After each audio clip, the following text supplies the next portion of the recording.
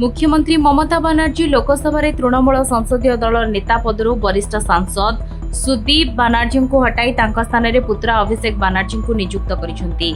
सोमवार दिन दलर सुप्रीमो ममता बनर्जी तृणमूल सांसद मान सहित एक वर्चुअल बैठक करथिले। ममता ई बैठक में निष्पत्ति घोषणा करथिले। आपण को जणाई देउछु जे युवा एवं वृद्ध नेता को नहीं तृणमूल मध्य द्वंद्व चलथिला। ए द्वंद्व मुख्यतः सुदीप को नहीं आरंभ होइतला।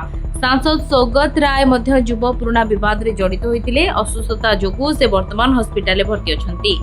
सुदीप मध्य गत किछि मास धरि असुस्थ अछंती। तांकर असुस्थता एते गंभीर जे से चलित मौसुम अधिवेशन में गोटे दिन पई मध्य संसद रे उपस्थित होई नथिले। तृणमूल एक गोष्ठी कहिछि जे एपरि परिस्थिति रे लोकसभा दल नेता परिवर्तन करने अनिवार्य। तृणमूल सुप्रीमो अधिवेशन समय यहाँ करथिले। तृणमूल लोकसभा और राज्यसभा संसदीय दलर दुई भिन्न नेता अछंती। राज्यसभा संसदीय दल नेता डेरेक एवं ब्रायन एवं सुदीप बनर्जी लोकसभा थिले। अभिषेक को स्थान में परिवर्तन करा जायछि।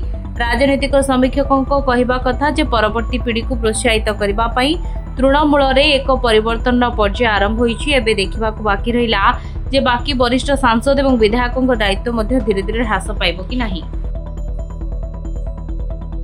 Bureau report Dinalipi live.